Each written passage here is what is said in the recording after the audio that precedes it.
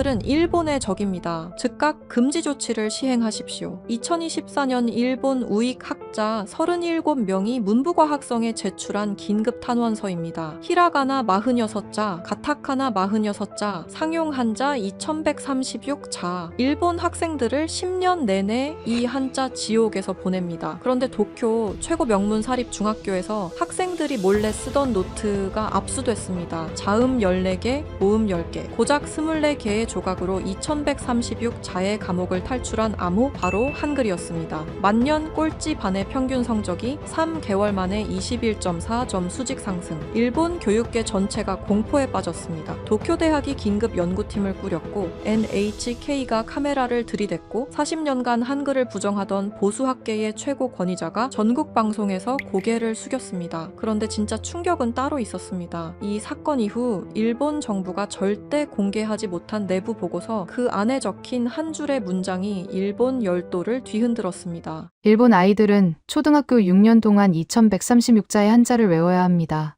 같은 글자가 앞뒤, 단어에 따라 읽는 법이 수십 가지로 변합니다. 일본어 교사인 저조차 가끔 숨이 막힙니다. 그런데 도쿄 명문 중학교 만년 꼴찌가 이 지옥을 깨부쉈습니다. 고작 24개로. 그 사실을 처음 알게 된 날을 저는 절대 잊지 못합니다. 오전 8시 30분. 짙은 회색 정장을 빈틈없이 차려입은 타카하시 교감. 선생님이 핏기가 싹 가신 굳은 얼굴로 제 자리로 걸어왔습니다. 그의 손에는 거표지가 닳고 다른 얇은 스프링 노트 한 권이 들려 있었죠. 교감 선생님은 아무 말 없이 그 노트를 제 책상 위에 신경질적으로 던졌습니다. 툭 하는 둔탁한 소리가 아침 교무실의 고요한 정적을 무참히 깼습니다. 하세가와 선생, 당장 이 아이 불러오세요. 목소리는 낮게 떨리고 있었지만 그 안에는 억누를 수 없는 분노와 당혹감이 끈적하게 뒤섞여 있었습니다. 저는 일본 최고의 수재들만 모인다는 도쿄 미나토구의 사립중학교에서 15년째 국어를 가르치고 있었습니다. 수많은 우수한 학생들을 거쳤고 때로는 통제하기 힘든 말썽도 겪어봤다고 자부했죠. 웬만한 일에는 눈썹 하나 까딱하지 않을 자신이 있었습니다. 하지만 제 책상에 던져진 그 노트를 무심코 펼친 순간 제 심장은 발밑으로 쿵 하고 떨어지는 것 같았습니다. 순간적으로 숨이 턱 막혔습니다.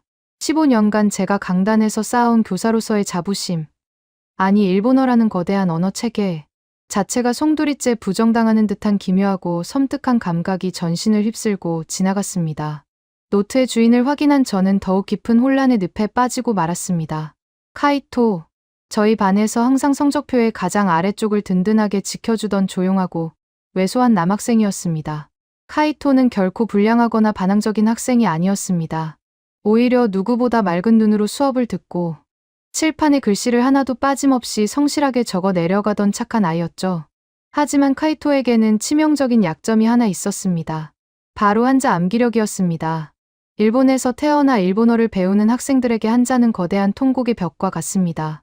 초등학교 6년 동안 1000자가 넘는 상용 한자를 무조건 외워야 하고 중학교에 올라오면 그 숫자는 폭발적으로 늘어납니다. 게다가 히라가나 46자, 가타카나 46자를 함께 섞어 써야 하죠. 가장 끔찍한 것은 같은 한자라도 앞뒤, 문맥에 따라 읽는 방법이 수십 가지로 변신한다는 사실입니다.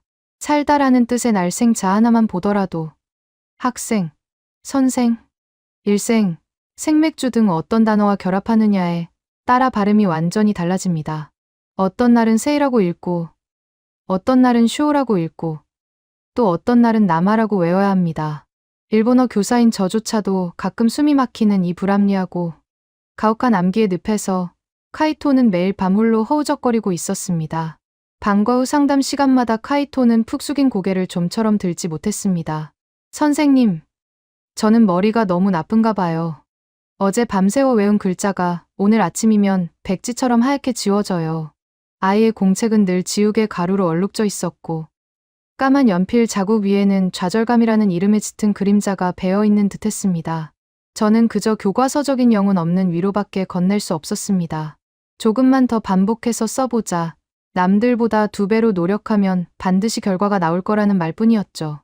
그것은 교사로서의 뼈아픈 직무유기이자 일본 교육 시스템이 가진 폭력성을 아이의 개인적인 무능함으로 덮어버리는 비겁한 변명이었습니다. 그런 카이토가 어제 발표된 중간고사 국어 시험에서 무려 38점이나 성적을 수직으로 끌어올린 것입니다. 객관식은 물론이고 평소라면 손도 대지 못했을 가장 난이도가 높은 한자 주관식 발음, 표기 문제까지 완벽하게 정답을 적어냈습니다. 채점을 하던 제 붉은 색연필이 동그라미를 그리다 못해 허공에서 멈칫거릴 정도였으니까요. 기적이 일어났다고 생각했습니다. 아니, 솔직히 고백하자면 저 역시 마음속 가장 깊은 곳에서는 교감, 선생님처럼 어떤 부정한 방법이 개입된 것은 아닐까 의심하고 있었습니다. 그 정도로 카이토의 성적 향상은 비현실적이고 극적이었습니다. 하지만 제 눈앞에 놓인 이 낡은 노트는 단순한 커닝 페이퍼가 아니었습니다. 부정행위를 위해 몰래 교실에 숨겨 들어온 쪽지라고 하기에는 너무나 방대하고 체계적인 피땀, 어린 학습의 흔적이 고스란히 담겨 있었기 때문입니다. 노트의 왼쪽 페이지에는 중간고사 출제 범위에 해당하는 수백 개의 한자가 아주 가지런히 적혀 있었습니다. 그리고 그 옆 오른쪽 페이지에는 교무실을 발칵 뒤집어 놓은 문제의 그 낯선 암호들이 빼곡하게 자리 잡고 있었죠. 영어 알파벳도 아니었고 그렇다고 아랍어 같은 꼬부랑 글씨도 아니었습니다. 반듯한 직선과 동그라미, 그리고 날카로운 꺾인 표들이 마치 정교하게 설계된 미래 건축물의 도면처럼 규칙적으로 아름답게 배열되어 있었습니다. 기역, 니은, 디귿, 아, 야, 여. 그것은 세상에서 가장 가깝고도 먼 나라, 대한민국이 자랑하는 위대한 문자 한글이었습니다. 점심시간이 지나고 빈 교무실로 불려온 카이토는 잔뜩 겁먹은 표정이었습니다. 좁은 어깨를 잔뜩 움츠린 채 제 책상 모서리만 뚫어져라 쳐다보고 있었죠. 저는 애써 당황한 기색을 숨기고 목소리를 최대한 부드럽게 가다듬어 물었습니다.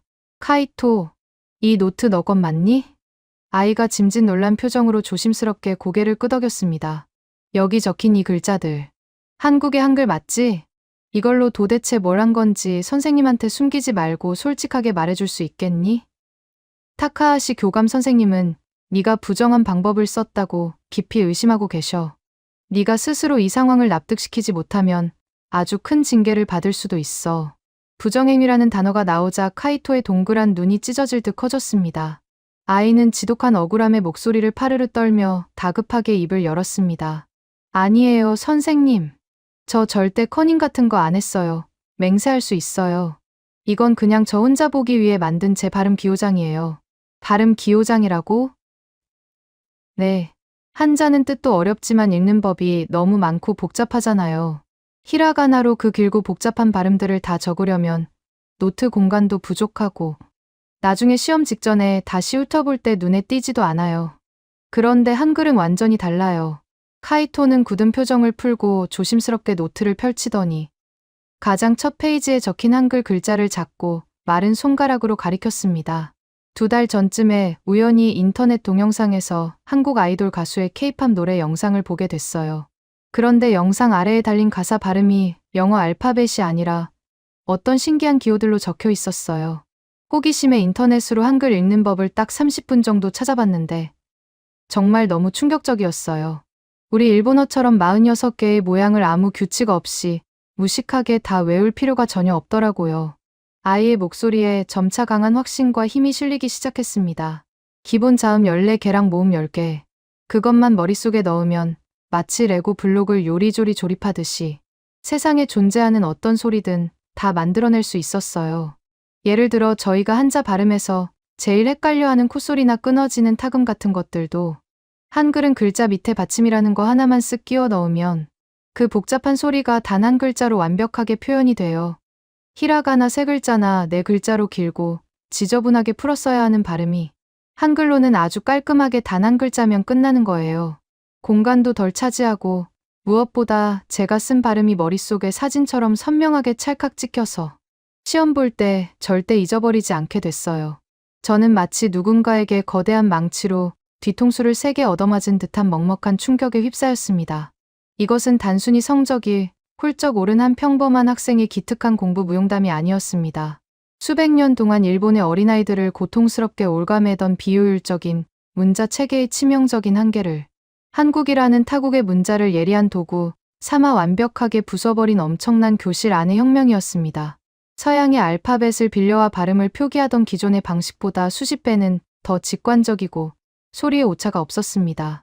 소리와 문자가 1대1로 완벽하게 대응하는 인류 역사상 가장 진보되고 과학적인 음소문자라는 한글에 무서운 잠재력을 도쿄 한복판의 15살짜리 중학생이 스스로의 성적으로 증명해낸 것입니다.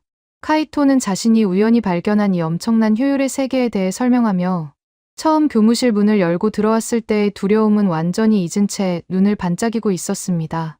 아이는 한글 덕분에 난생 처음으로 무언가를 스스로 외우고 깨우치는 진짜 배움의 기쁨을 알게 되었다고 떨리는 목소리로 고백했습니다. 하지만 지옥 같은 꼴찌의 늪에서 탈출한 아이의 해맑은 미소를 보며 제 가슴 한구석에서는 아주 서늘하고 날카로운 불안감이 독버섯처럼 스멀스멀 피어오르기 시작했습니다. 카이토가 찾아낸 이 완벽하고 아름다운 정답은 오직 성적이라는 결과만으로 순수하게 평가받을 수 있는 성질의 것이 아니었습니다.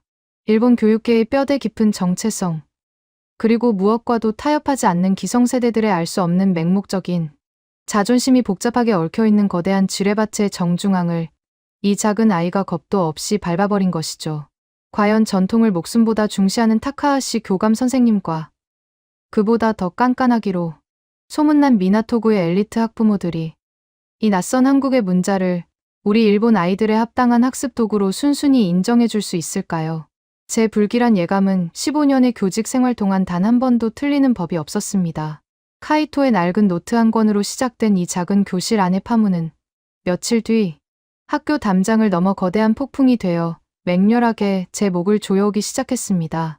카이토가 자신의 낡은 노트를 가슴에 품고 교무실을 조심스럽게 빠져나간 후 저는 한동안 텅 빈 출입문만 멍하니 바라보며 자리에 앉아 있었습니다.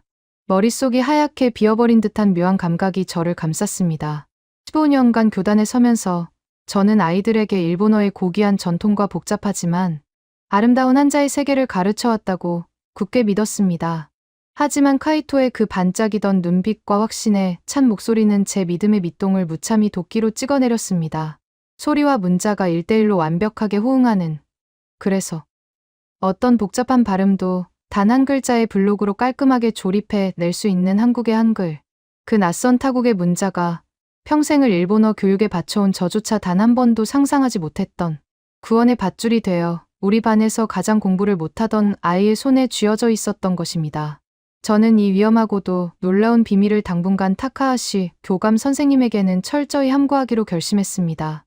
교감 선생님에게 카이토의 한글 노트는 그저 불온한 외국 문자로 얼룩진 괘씸한 장난질, 혹은 일본 교육 시스템에 대한 발칙한 도전으로밖에 보이지 않을 것이 뻔했기 때문입니다. 카이토가 찾아낸 이 작고 소중한 배움의 불씨가 꼰대 같은 어른들의 알량한 자존심 때문에 허무하게 짓밟히는 것을 저는 교사로서 도저히 두고 볼 수 없었습니다. 그날 이후 저는 수업 시간에 교단 위에서 우리 반 아이들을 유심히 관찰하기 시작했습니다. 그리고 며칠 지나지 않아 교실 맨 뒷줄에서 아주 기묘하고도 은밀한 움직임이 포착되었습니다. 평소 같으면 점심시간 종이 울리자마자 책상에 엎드려 잠을 청하거나 스마트폰 게임에 정신이 팔려 있어야 할 우리 반의 만년하위권 아이들이 약속이라도 한 듯 카이토의 책상 주변으로 파리떼처럼 몰려들기 시작한 것입니다.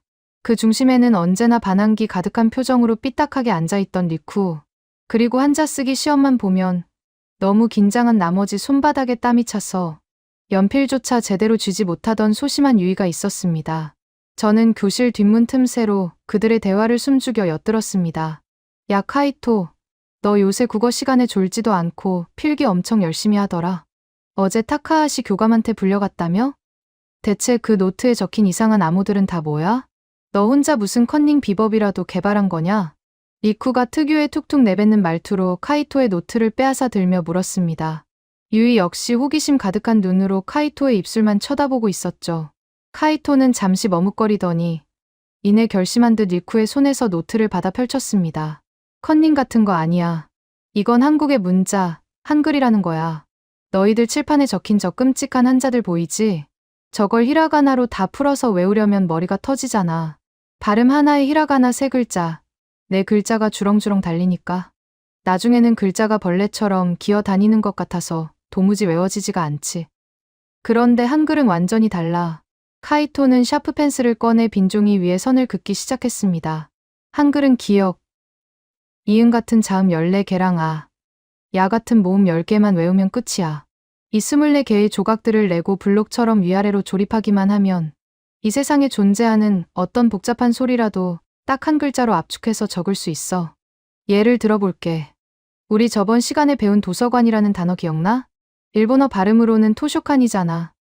이걸 히라가나로 쓰면 토, 쇼, 우, 카, 응. 무려 5글자나 길게 늘어뜨려야 해. 글씨 쓰다가 지치지.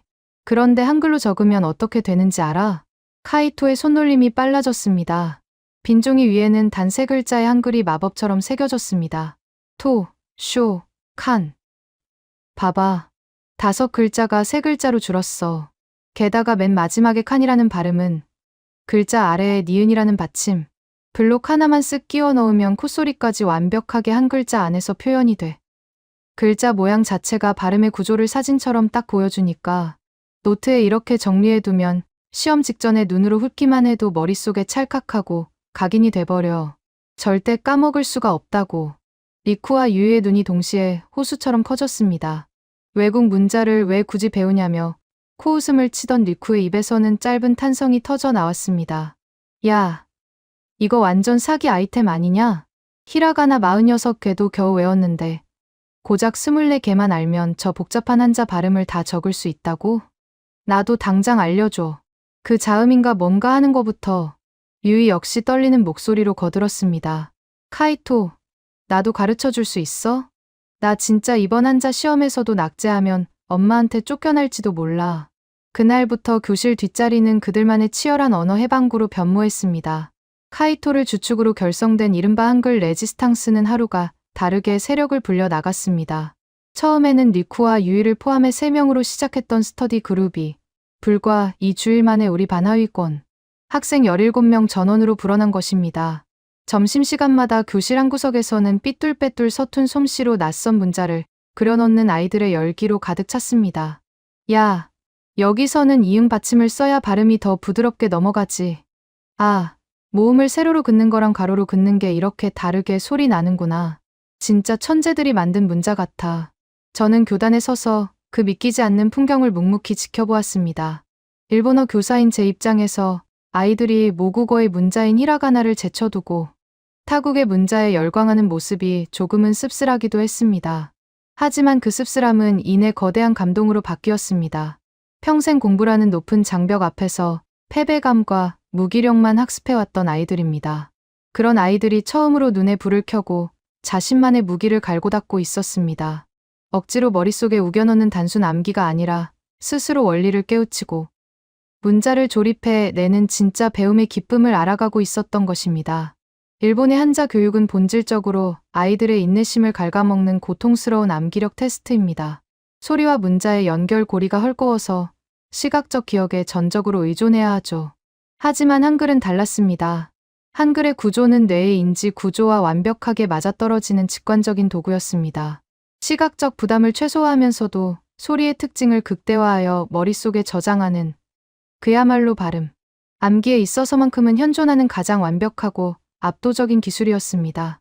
그리고 드디어 이 작은 레지스탕스들의 운명을 시험할 2학기 기말고사가 다가왔습니다. 시험 당일 아침, 교실 안은 그 어느 때보다 팽팽한 긴장감이 감돌았습니다. 평소 같으면 시험지를 받기도 전부터 책상에 엎드려 잘 준비를 하거나 의미 없이 허공만 응시하던 17명의 아이들. 하지만 오늘 그들의 눈빛은 전장에 나서는 굶주린 늑대처럼 번뜩이고 있었습니다.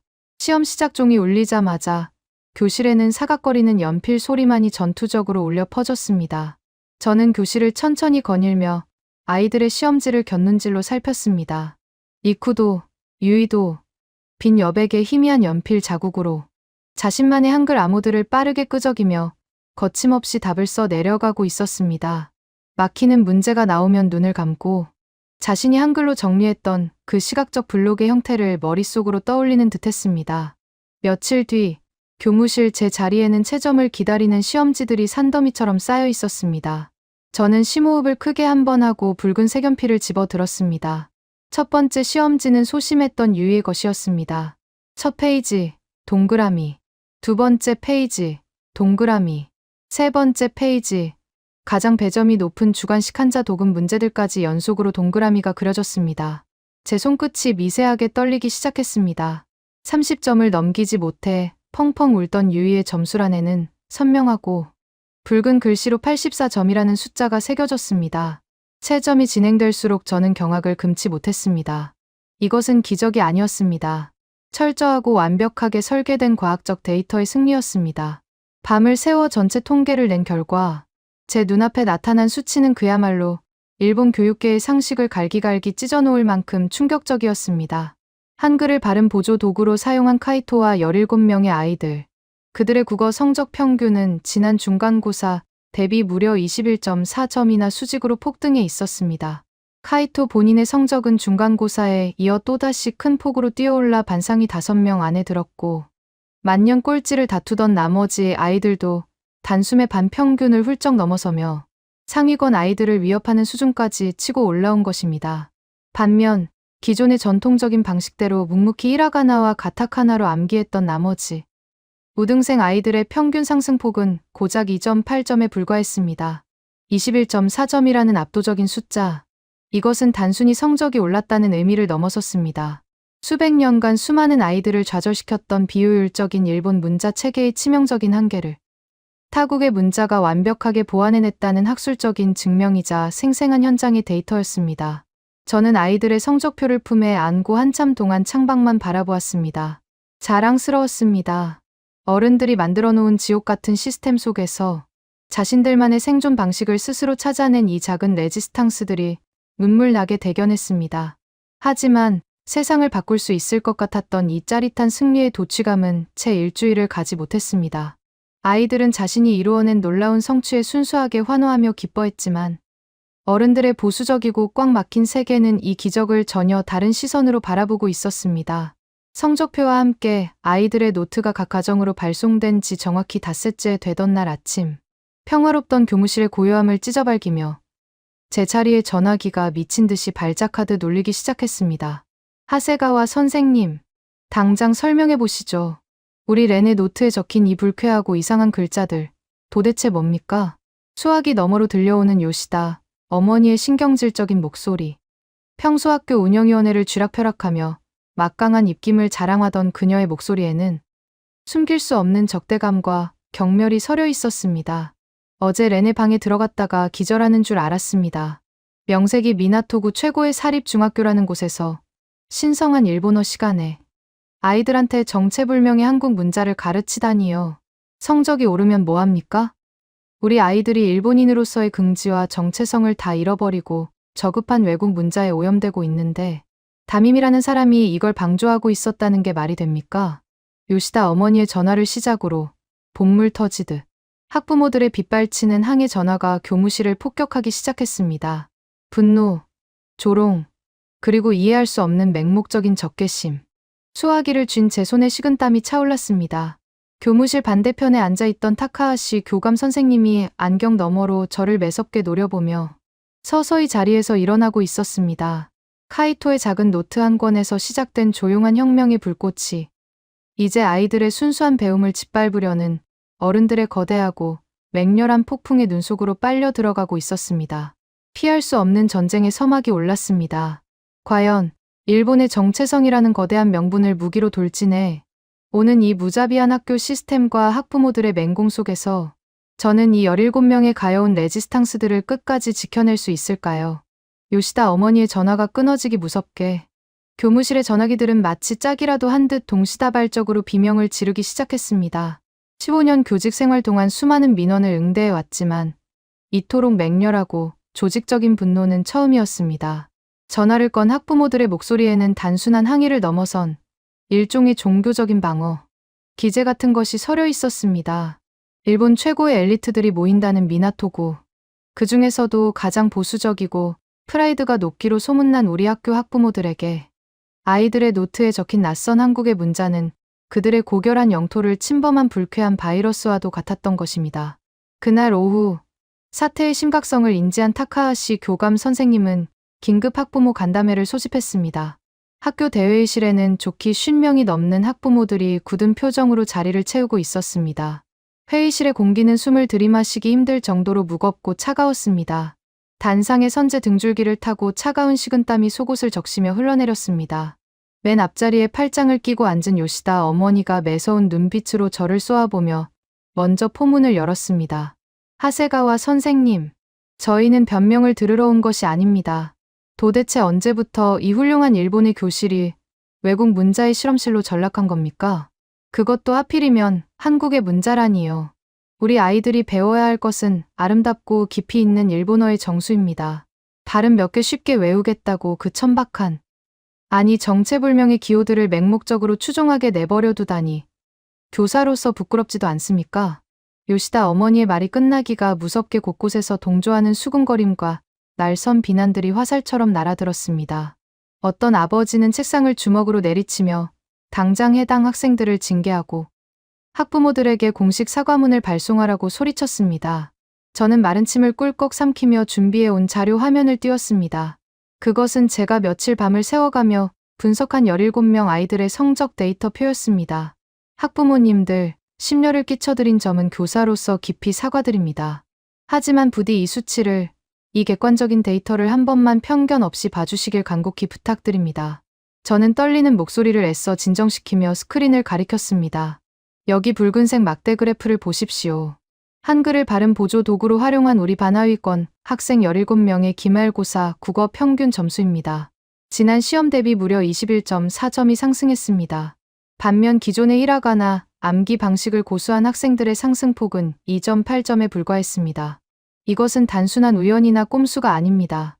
일본어의 복잡한 한자 발음을 시각적으로 완벽하게 분절하고 압축해내는 한글의 과학적 효율성이 만들어낸 명백한 결과입니다.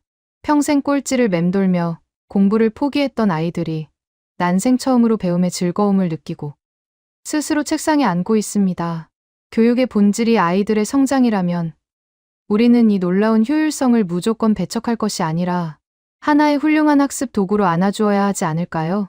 제 말이 끝나자 회의실에는 아주 짧은 정막이 흘렀습니다. 화면에 띄워진 압도적인 숫자의 격차는 그 누구도 부정할 수 없는 팩트였으니까요. 하지만 그 정막을 깨고 나온 것은 이해와 수용이 아닌 더 거대하고 비합리적인 전통의 폭력이었습니다. 요시다 어머니가 자리에서 벌떡 일어나며 날카롭게 소리쳤습니다.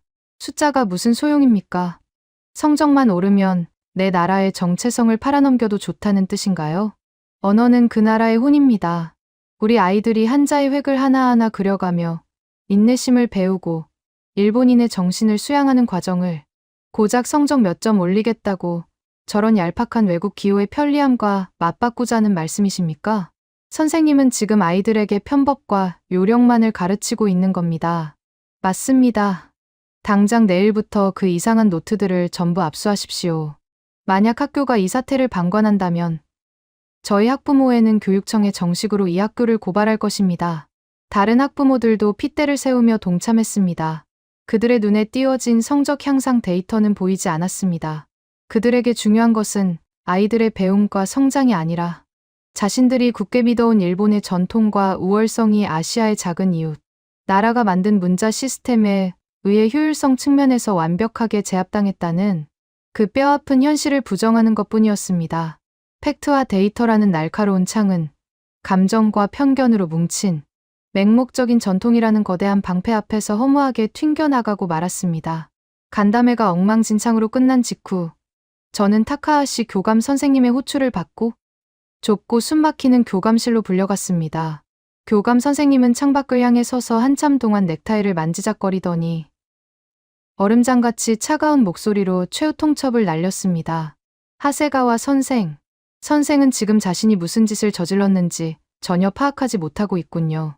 우리 미나토구 사립학교의 프라이드는 선생의 알량한 실험 정신으로 더럽혀질 만큼 가벼운 것이 아닙니다.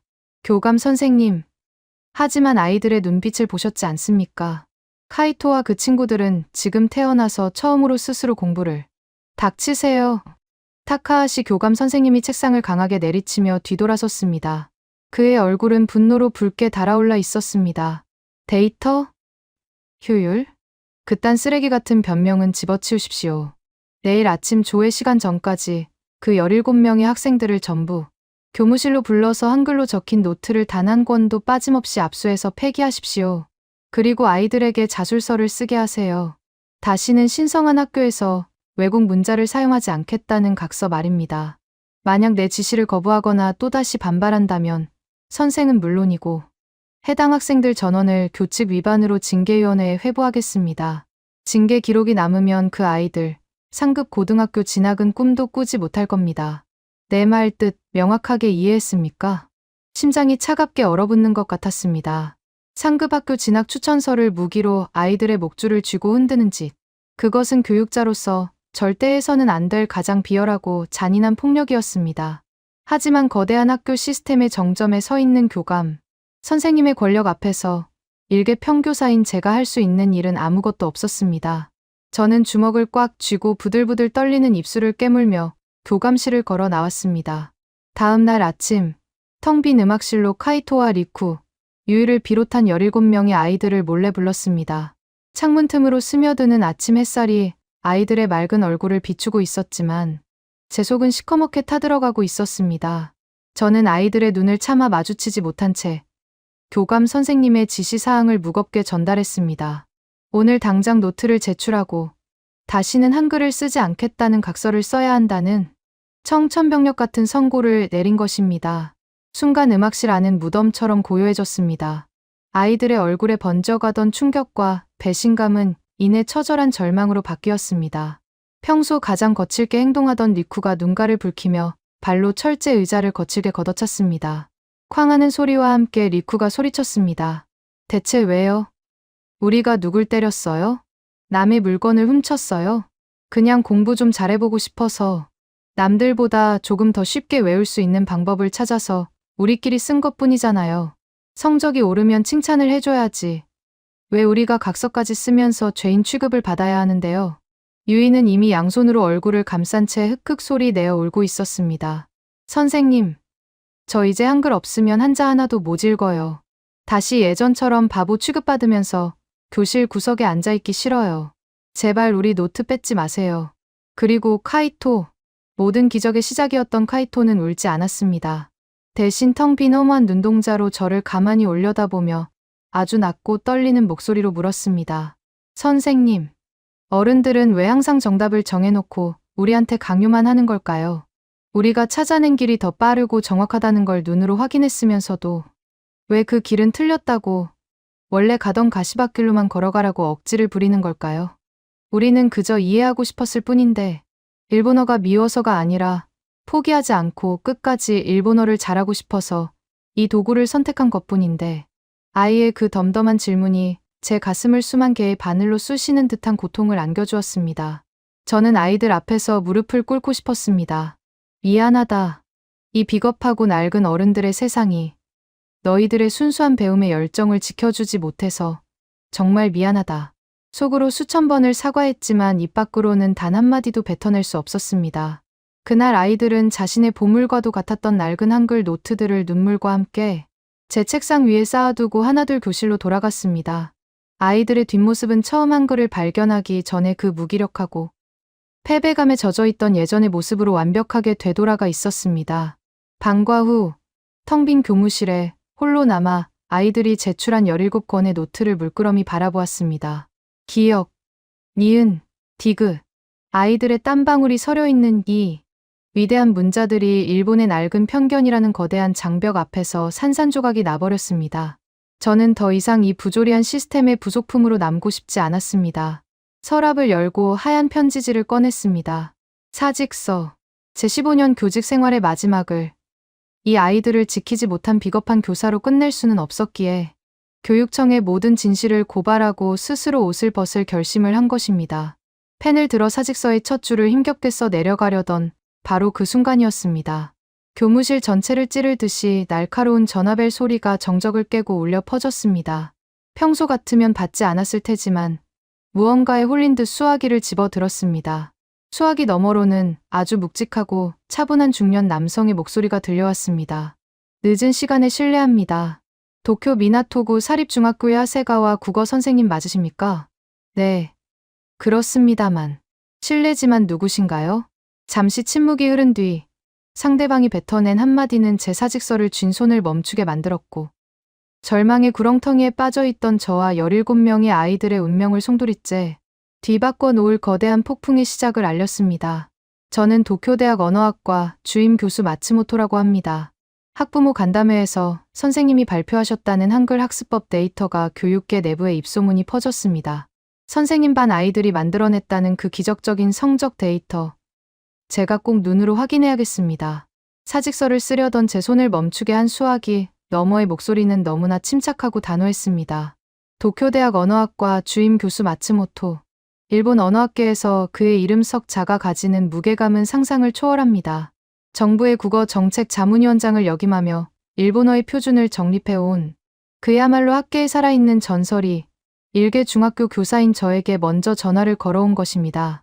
다음 날 오후, 저는 아이들이 빼앗긴 17권의 노트를 커다란 서류 가방에 쓸어 담고 도쿄대학 연구실로 향했습니다. 연구실 문을 열고 들어가자 벽면을 가득 채운 수만 권의 언어학 서적들 사이로 백발이 성성한 마츠모토 교수가 앉아 있었습니다. 저는 덜덜 떨리는 손으로 가방을 열어 카이토와 아이들의 피땀이 어린 한글 노트들을 그의 낡은 원목 책상 위에 조심스럽게 올려놓았습니다. 마츠모토 교수는 말없이 돋보기를 고쳐 쓰고 가장 낡은 카이토의 노트를 펼쳤습니다. 첫 페이지를 넘기는 그의 손길은 아주 느렸습니다. 5분, 10분. 연구실 안에는 오직 종이가 넘어가는 바스락거리는 소리만이 무겁게 내려앉았습니다. 이윽고 마츠모토 교수가 안경을 벗으며 깊은 한숨을 내쉬었습니다. 그의 눈빛은 경이로움과 충격으로 강하게 일렁이고 있었습니다. 하세가와 선생님, 이것은 단순한 반항이나 꼼수가 아닙니다. 이 15살짜리 꼬마들은 수백 년 동안 일본의 언어학자들이 풀지 못했던 난제를 타국의 문자를 빌려와 완벽하게 해체해버린 겁니다. 제가 숨을 죽이고 다음 말을 기다리자 교수는 노트를 손가락으로 가리키며 열띤 목소리로 설명을 이어갔습니다. 일본어는 음절 단위로 끊어지는 매우 비효율적인 표기 구조를 가지고 있습니다. 반면 한국의 한글은 초성, 중성, 종성이라는 세 가지 소리의 단위를 하나의 네모난 블록 안에 입체적으로 조립해내는 전 세계에서 유일무이한 완벽한 자질 문자입니다. 발음 기관의 모양을 본떠 만든 이 과학적인 기호들은 일본어의 그 어떤 복잡한 타금이나 초금도 단 하나의 시각적 덩어리로 압축해냅니다. 제가 이 노트들을 분석해보니 아이들이 한자를 보고 발음을 뇌에서 인지하여 암기하는 데 걸리는 시각적 처리 시간이 기존 히라가나 대비 무려 40%나 단축되는 놀라운 효율을 보이고 있습니다. 이건 기적이 아닙니다. 완벽하게 계산된 언어학적 진화입니다. 그의 말을 듣는 순간 제 가슴 속에서 뜨거운 눈물이 왈칵 쏟아질 것만 같았습니다. 학부모들과 교감 선생님에게 짓밟혔던 아이들의 노력이 비로소 세상에서 가장 권위 있는 학자의 입을 통해 진정한 가치를 인정받는 순간이었습니다. 다음 날 아침, 짙은색 세단을 탄 마츠모토 교수가 우리 학교 교문에 들어섰습니다. 교장실로 다급하게 불려간 타카하시 교감 선생님의 얼굴은 사색이 되어 있었습니다. 평소 학부모들의 권력 앞에서는 한없이 약하면서도 교사들에게는 제왕처럼 군림하던 교감 선생님이었지만 도쿄대 최고 권위자의 갑작스러운 방문 앞에서는 쥐 죽은 듯이 고개를 숙일 수밖에 없었습니다. 마츠모토 교수는 교감 선생님과 헐레벌떡 달려온 학교 운영위원장 요시다 어머니 앞에 성적 데이터와 자신의 언어학적 분석 보고서를 거침없이 던졌습니다. 아이들의 배움을 억압하는 낡은 편견을 당장 거두십시오. 당신들이 금지하려던 이 낡은 노트들은 조만간 일본 언어 교육, 학회지의 가장 혁신적인 학습 도구 사례로 등재될 것입니다. 만약 학교가 이 아이들의 정당한 학습권을 부당한 이유로 계속 징계하려 든다면 저는 도쿄대 언어학과의 이름을 걸고 문부과학성에 이 학교의 편협한 교육 실태를 정식으로 고발하겠습니다. 권위주의로 똘똘 뭉친 자들은 자신보다 더 거대한 권위 앞에서는 속수무책으로 붕괴하는 법입니다. 요시다 어머니는 입술을 파르르 떨면서도 단 한마디의 반박조차 하지 못했고 타카하시 교감 선생님은 식은땀을 닦으며 연신 고개를 조아렸습니다. 그 자리에서 교감 선생님은 노트 압수 지시를 공식적으로 철회할 수밖에 없었습니다. 그날 오후 저는 교무실 캐비닛에 갇혀있던 17권의 노트를 다시 꺼내 아이들이 기다리는 교실로 향했습니다. 교실 뒷문을 열고 들어가 노트를 아이들의 책상 위에 하나씩 내려놓자 굳어있던 카이토의 눈에서 굵은 눈물방울이 툭 하고 떨어졌습니다. 소리 없는 오열이 교실을 채웠고 리쿠와 유이도 노트를 가슴에 꼭 끌어안고 울음을 터뜨렸습니다. 그것은 억압받던 약자들이 마침내 쟁취해 낸 승리의 눈물이었습니다. 저는 카이토의 어깨를 꽉 쥐어주며 속삭였습니다. 너희들이 옳았어. 이제 아무도 너희들의 방식을 빼앗지 못할 거야. 마음껏 쓰렴. 하지만 이 짜릿한 교실 안의 승리는 단지 거대한 태풍의 눈을 빠져나온 것에 불과했습니다. 마츠모토 교수가 학회에 발표한 보고서가 언론의 안테나에 포착되면서 카이토의 낡은 노트 이야기는 SNS를 타고 걷잡을 수 없이 퍼져나가기 시작했습니다. 오사카, 나고야, 후쿠오카, 전국의 중학교에서 만년 하위권에 머물던 수많은 아이들이 벼락이라도 맞은 듯 한글 기초, 자음과 모음을 인터넷으로 검색하기 시작했습니다. 도쿄의 명문 중학교 아이들이 비밀리에 쓰는 성적 폭등의 마법, 이라는 자극적인 소문은 억눌려 있던 아이들의 학구열에 기름을 부었습니다. 전국 곳곳의 교실 뒷자리에서 기역, 이은, 디귿을 그리는 은밀한 레지스탕스들이 우후죽순처럼 생겨났습니다. 어느새 이 현상은 단순한 유행을 넘어 하나의 거대한 사회적 신드롬으로 진화하고 있었습니다. 그리고 마침내 일본 최대의 공영방송 NHK의 탐사 보도팀이 우리 학교로 카메라를 들고 찾아왔습니다. 다큐멘터리 제작진은 사흘 밤낮을 아이들과 함께하며 일본어의 무거운 짐에 짓눌려 있던 평범한 소년, 소녀들이 타국에 문자인 한글을 도구 삼아 어떻게 언어의 감옥에서 탈출했는지를 아주 치밀하고 객관적인 시선으로 카메라에 담아냈습니다. 방송이 전파를 타던 날 밤, 일본 열도는 말 그대로 발칵 뒤집혔습니다. NHK 프라임타임에 방영된 다큐멘터리 교실 안에 낯선 암호들 편은 시청률 2자릿수를 가볍게 돌파하며 엄청난 파장을 불러일으켰습니다. 화면 속에서 해맑게 웃으며 한글로 어려운 한자 발음을 척척 적어내는 카이토와 리쿠의 모습 뒤로 한글의 과학적 우수성을 극찬하는 마츠모토 교수의 인터뷰가 이어졌습니다. 방송이 끝나자마자 주요 포털 사이트의 검색어 1위부터 10위까지가 모조리 한글 학습법, 한자 암기 한글, 마츠모토 교수 논문 같은 단어들로 도배되었습니다. 그러나 빛이 강하면 그림자도 짙어지는 법입니다. 압도적인 효율성을 증명하는 방송이 나가자 숨을 죽이고 있던 일본 보수 교육계의 거대한 그림자가 맹렬하게 꿈틀거리기 시작했습니다. 그들의 분노는 타카하시 교감이나 일개 학부모들의 반발과는 차원이 달랐습니다. 그것은 자신들이 수백 년간 지켜온 일본의 문화적 우월성이 흔들리는 것에 대한 본능적이고 원초적인 공포였습니다. 방송 다음 날 아침, 일본 유력 일간지의 일면 톱기사에는 피를 토하는 듯한 자극적인 칼럼이 실렸습니다. 칼럼을 쓴 사람은 도쿄대학 교육학과의 거두이자 보수학계의 정신적 지주로 불리는 쿠로사와 교수였습니다. 그는 수십 년간 정부의 굵직한 교육 정책을 좌지우지해 온마쿠의 최고 권력자였습니다. 쿠로사와 교수는 TV의 긴급 시사 토론 프로그램에까지 직접 출연하여 핏대를 세웠습니다. 이것은 단순한 학습법의 차이가 아닙니다. 아주 교묘하고 무서운 문화적 침략입니다. 신성한 일본어의 발음을 하필이면 한국의 문자로 표기하다니요. 성적이라는 달콤한 독사과로 우리 아이들의 민족적 긍지와 정체성을 뿌리째 갉아먹는 이 끔찍한 바이러스를 국가가 나서서 당장 척결해야 합니다. 효율을 앞세워 전통을 무너뜨리는 짓은 매국 행위나 다름없습니다. 그의 호통 한마디에 침묵하던 보수 우익 단체들이 일제히 들고 일어났습니다. 우리 학교 앞에는 매일같이 확성기를 든 시위대가 몰려와 한글 사용, 전면 금지와 재파면을 촉구하는 섬뜩한 구호를 외쳐댔습니다.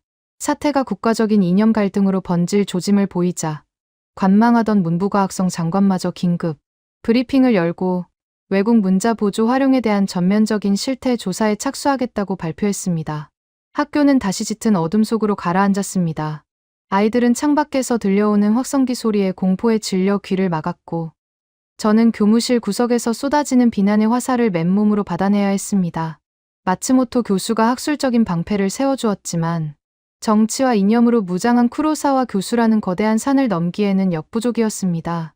가장 절망적인 순간, 시사 프로그램에서 저와 학교를 향해 맹비난을 퍼붓던 쿠로사와 교수가 카메라를 정면으로 응시하며 묵직한 선전포고를 날렸습니다. 데이터 뒤에 숨어서 아이들의 정신을 오염시키고 있는 그 미나토구의 국어 교사에게 똑똑히 전하십시오.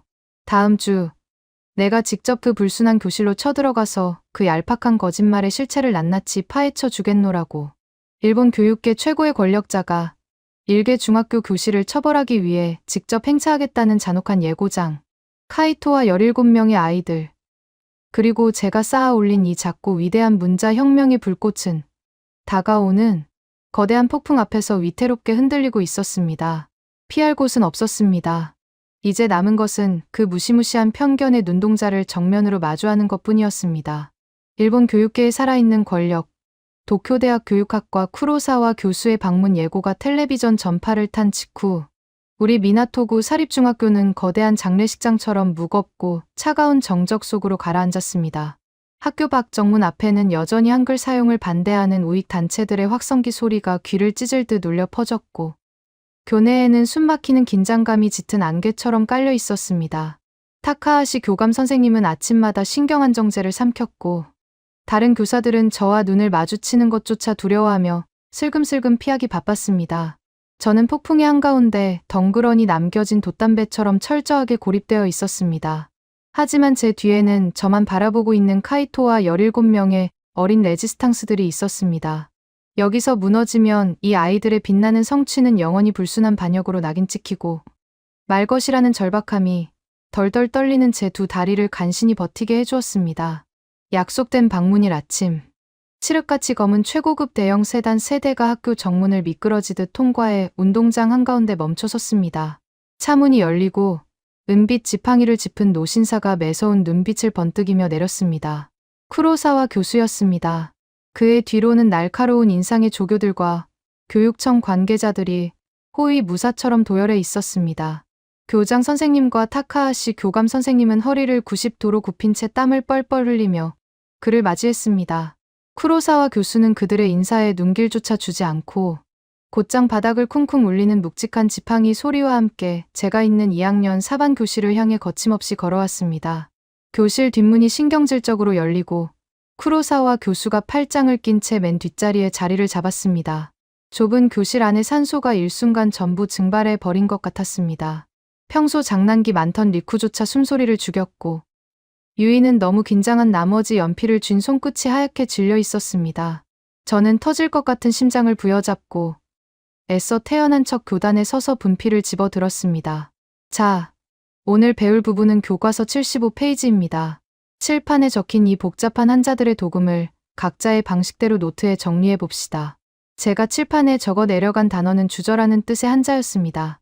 획수가 무려 20개가 넘어가는 복잡한 글자체에 발음마저 추우초라는 매우 까다로운 타금과 장음이 섞여 있는 단어였죠. 기존 방식대로라면 아이들은 이 발음을 외우기 위해 치유, 치요 라는 5개의 히라가나를 길게 늘어뜨려 적은 뒤 그 복잡한 굴곡을 눈으로 억지로 사진 찍듯 머릿속에 구겨 넣어야 했습니다. 교실에는 사각거리는 연필 소리만 차갑게 울려 퍼졌습니다. 쿠로사와 교수는 매처럼 날카로운 눈으로 아이들의 뒷모습을 쏘아보며 천천히 책상 사이를 걷기 시작했습니다. 그의 발걸음이 카이토의 책상 옆에서 멈춰섰습니다.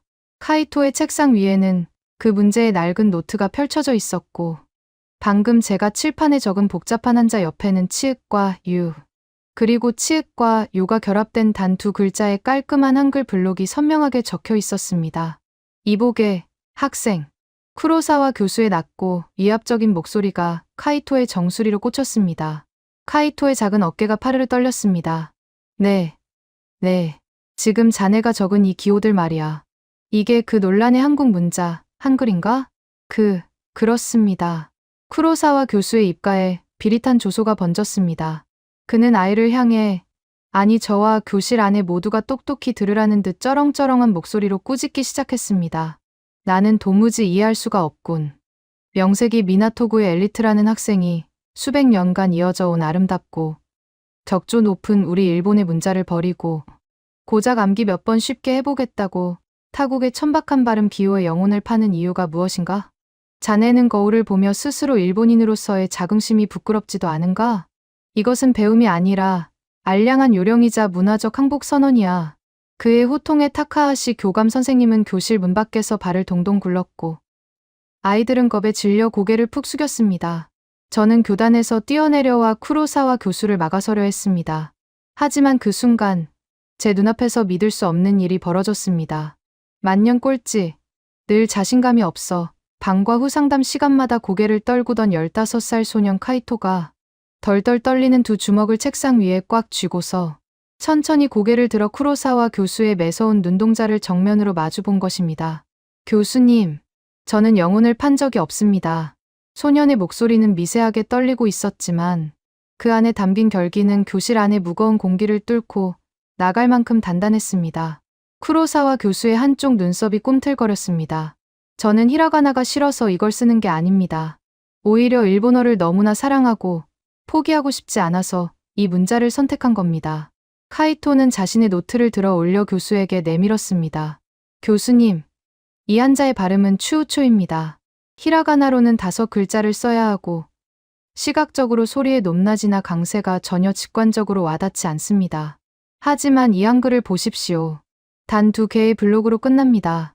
글자 자체가 입술 모양과 혀의 위치를 본떠 만들어졌기 때문에 이 글자를 보는 순간 뇌에서 소리가 곧바로 튀어나옵니다.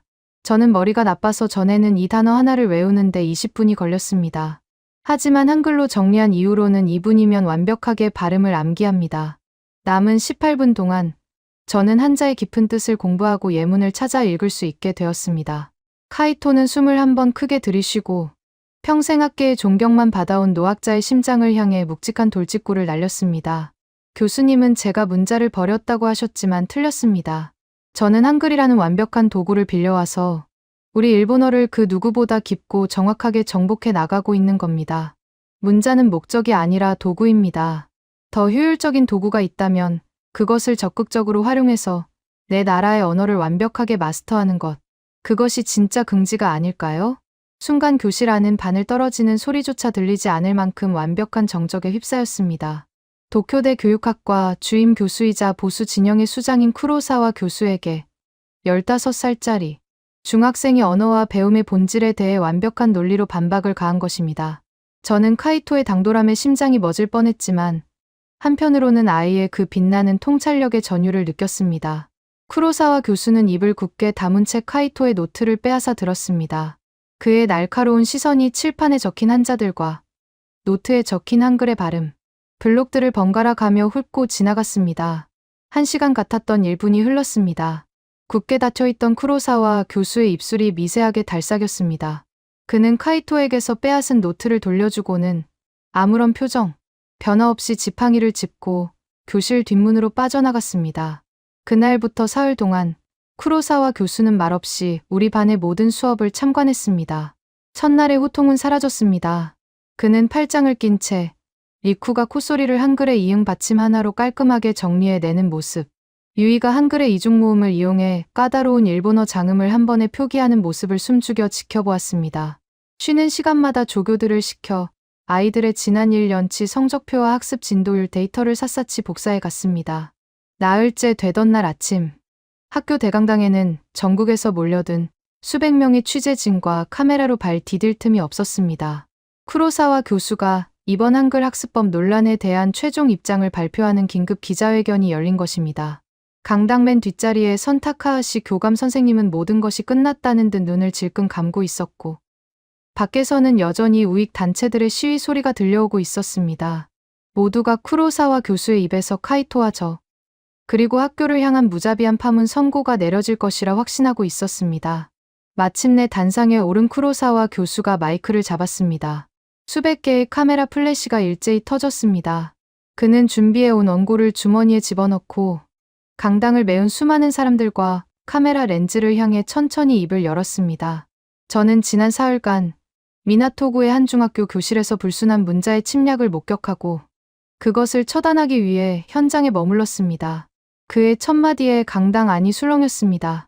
기자들의 타이핑 소리가 폭우처럼 쏟아졌습니다. 그러나 저는 오늘 이 자리에서 평생을 일본 교육에 바쳐온 제학자적 양심과 자존심을 모두 내려놓고 아주 참담하고도 충격적인 진실을 고백하고자 합니다. 장내가 순식간에 조용해졌습니다. 쿠로사와 교수의 목소리는 떨리고 있었지만 역설적이게도 그 어느 때보다 강인하고 맑았습니다. 저는 그 교실에서 침략자를 보지 못했습니다. 대신 지독하게 비효율적인 일본어 발음 표기 시스템의 맹점을, 인류 역사상 가장 과학적으로 설계된 표음, 문자인 한글을 도구로 삼아 완벽하게 극복해 내고 있는 어린 천재들을 보았습니다. 플래시 세례가 잠시 멈췄습니다. 누구도 예상치 못한 폭탄 선언이었습니다. 우리 기성세대는 알량한 민족주의와 전통이라는 이름 아래 정작 아이들이 일본어를 포기하지 않고 더 쉽고 정확하게 배울 수 있는 완벽한 길을 억지로 틀어막고 있었습니다. 15세 소년 카이토 군은 저에게 이렇게 말했습니다. 한글은 일본어를 버리는 것이 아니라 일본어를 완벽하게 지켜내기 위한 가장 날카로운 무기라고 말입니다. 제가 틀렸습니다. 아니, 우리 일본 교육계 전체가 완전히 틀렸습니다. 쿠로사와 교수는 마이크를 두 손으로 부여잡으며 목소리를 높였습니다. 한글은 특정 국가의 전유물을 넘어 인간의 발음 구조를 시각화한 궁극의 언어적 시스템입니다. 이것을 발음 기호로 차용하는 것은 문화적 패배가 아니라 우리 아이들에게 가장 훌륭한 학습 도구를 쥐어주는 진정한 교육적 결단입니다. 따라서 저는 오늘부로 한글 학습법에 대한 모든 비난과 반대를 철회하며 오히려 이 위대한 문자를 일본어 교육의 공식적인 보조 도구로 채택할 것을 문부과 학성에 강력히 촉구하는 바입니다. 순간 강당 전체가 폭발할 듯한 엄청난 충격과 정적의 교차 속에 빠져들었습니다. 카메라 기자들은 당황한 채 셔터를 눌러댔고 학교 측 인사들은 너무 놀라 입을 다물지 못했습니다. 도쿄대 마츠모토 교수의 과학적 데이터에 이어 보수 교육계의 거대한 태산이었던 쿠로사와 교수마저 카이토의 노트 한 권이 가진 압도적인 진실 앞에 백기를 들고 철저하게 굴복한 것입니다. 편견의 철옹성이 우르르 무너져 내리는 웅장한 굉음이 제 귓가를 강하게 때렸습니다. 저는 왈칵 쏟아지는 눈물을 참으며 교실 창밖을 내다보았습니다. 아이들은 강당에서 무슨 일이 벌어지고 있는지 모른 채 쉬는 시간을 맞아 서로 웃으며 낡은 공책 위에 기억, 이은을 적어 내려가고 있었습니다. 카이토가 찾아낸 그 작고 위대한 문자혁명의 불씨가 마침내 수백 년의 묵은 편견을 태워버리고 짙은 어둠을 걷어낸 것입니다. 일본 열도를 반으로 갈라놓았던 이 거대한 논쟁은 쿠로사와 교수의 극적인 입장, 선해라는 전대미문의 핵폭탄을 맞고 새로운 국면에 접어들었습니다. 이제 공은 모든 권한을 쥐고 있는 국가기관, 일본 문부과학성의 손으로 넘어갔습니다. 과연 그들은 이 거스를 수 없는 효율성의 진실 앞에서 어떤 최종 결단을 내리게 될까요? 학생들의 눈물과 학계 거장들의 굴복이 만들어낸 이 숨막히는 서사의 끝은 저희가 상상했던 것보다 훨씬 더 기적적이고 벅찬 풍경으로 일본 교실의 내일을 완전히 뒤바꿔 놓기 시작했습니다. 쿠로사와 교수의 그 폭탄 같은 기자회견이 끝난 직후 일본 열도를 거세게 달구던 찬반 논쟁은 거짓말처럼 고요해졌습니다. 매일같이 학교 정문 앞에서 확성기를 틀어대며 저와 학생들을 향해 맹독을 뿜어내던 우익 단체들은 썰물 빠지듯 자취를 감추었습니다. 보수 교육계의 절대적인 정신적 지주가 카메라 플래시 세례 속에서 백기를 들고 한글의 과학적 완벽함을 인정해버렸으니 그들이 내세우던 얄팍한 민족주의와 전통이라는 명분은 모래성처럼 허무하게 무너져 내린 것입니다. 타카하시 교감 선생님은 그날 이후 저를 볼 때마다 어색한 헛기침을 하며 시선을 피했고 학부모들의 항해 전화로 불이 나던 교무실의 전화기는 마침내 깊은 평화를 되찾았습니다. 그리고 얼마 뒤 수많은 학자와 언론의 시선이 집중된 가운데 일본 문부과학성은 긴급 정책회의 결과를 공식적으로 발표했습니다. 외국 문자를 일본어 학습의 보조 도구로 활용하는 것은 각 학교의 자율적인 교육 권한이며 국가가 이를 강제로 금지할 어떠한 합리적 근거도 존재하지 않는다. 오히려 학업 성취도 향상에 기여하는 바가 크다면 이를 교육 현장의 긍정적인 혁신 사례로 존중한다. 그것은 완전하고도 흠결 없는 카이토와 17명의 아이들이 피땀으로 일구어낸 위대한 승리의 선언이었습니다. 교실에서 숨죽여 뉴스를 지켜보던 아이들은 서로를 부둥켜 안고 엉엉 소리 내어 울었습니다. 리쿠는 제품에 안겨 선생님 고맙습니다 라며 오열했고 유이는 이제 당당하게 칠판 앞에서 한글로 발음을 적을 수 있다며 붉어진 눈으로 활짝 웃었습니다. 저는 아이들의 머리를 하나하나 쓰다듬으며 조용히 속삭였습니다. 너희들이 이겼다. 너희들의 용기가 그 무섭고 단단하던 세상의 편견을 완벽하게 부수어버린 거라고 말입니다. 그로부터 기적 같은 세월이 흘렀습니다. 저희 학교는 전국 사립중학교 최초로 엄청난 결단을 내렸습니다. 바로 신입생 전원을 대상으로 한한글, 기초교육을 정규, 교육 과정의 일부로 공식 도입한 것입니다. 새 학기가 시작된 봄날, 칠판 앞에는 더 이상 일본어의 복잡한 한자, 발음을 억지로 주입하려는 낡은 풍경이 존재하지 않았습니다. 대신 갓 입학한 눈망울 초롱초롱한 신입생들이 제 선창에 맞춰 한글의 자음과 모음을 즐겁게 따라 읽고 있었습니다. 기역, 니은, 디귿, 아, 야, 여. 교실 안에는 아이들의 경쾌한 합창 소리가 울려 퍼졌습니다. 불과 얼마 전만 해도 불온한 암호라며 탄압받고 압수당하던 바로 그 문자가 이제는 미나토구 최고 엘리트 학생들의 교과서 첫 페이지를 당당하게 장식하고 있는 것입니다. 한 달 동안 주 2회씩 진행되는 한글 기초 수업을 들은 아이들은 거짓말처럼 단 몇 주 만에 세상의 모든 소리를 자유자재로 조립해 내는 마법을 터득했습니다. 아이들은 각자의 노트에 일본어 장음과 초금을 깔끔한 한글 블록 하나로 압축해 적어 넣으며 그 압도적인 효율성에 환호했습니다. 학부모들도 더 이상 항의하지 않았습니다. 오히려 앞다투어 시내 대형 서점으로 달려가 중학생을 위한 한글 발음 기호 교재를 싹쓸이하기 시작했죠. 이 놀라운 문자 혁명의 불꽃은 비단 우리 학교에만 머물지 않았습니다. 최근 문부과학성 통계 기준으로 도쿄와 오사카, 나고야를 비롯한 전국 100여 개가 넘는 중학교에서 수만 명이 넘는 일본 학생들이 자발적으로 한글을 학습 보조 도구로 채택하여 공부하고 있습니다. 억지로 시킨 것이 아닙니다. 아이들 스스로가 그 어떤 문자 체계보다 한글이 과학적이고 우수하다는 것을 체감하고 쟁취해 낸 눈부신 결과입니다. 그리고 어느 눈부신 봄날 오후 텅 빈 교무실에 앉아 채점을 하던 저에게 너무나 반가운 손님이 찾아왔습니다. 키가 훌쩍 크고 교복이 아닌 반듯한 정장이 제법 잘 어울리는 늠름한 청년, 바로 카이토였습니다. 15살의 꼴찌 수모를 견디다 못해 한글이라는 구명조끼를 스스로 찾아 입었던 그 작고 나약했던 소녀는 칠판에 글씨를 뚫어지게 보며 자신만의 암호를 만들어내던 끈기와 분석력을 바탕으로 엄청난 학업적 도약을 이루어냈습니다.